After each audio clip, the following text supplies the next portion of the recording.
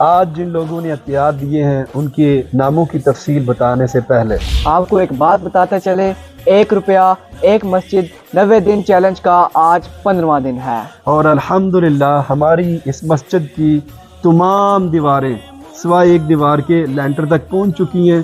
انشاءاللہ تعالی ہفتے والے دن شٹرنگ والے آئیں گے اور اس مسجد کے اوپر شٹرنگ کا کام شروع ہو جائے گا۔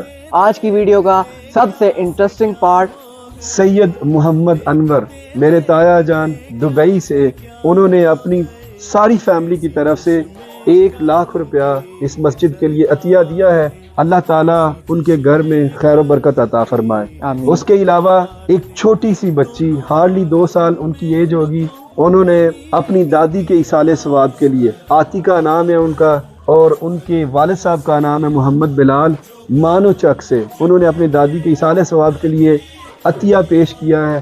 اللہ پاک ان کی دادی جان کی کامل مغفرت اور بخشش فرمائے۔ آمین۔ اس کے علاوہ محمد ابو بکر UK سے، انہوں نے 50 پاؤنڈ کا عطیہ دے کر ایک مسلح حاصل کیا ہے۔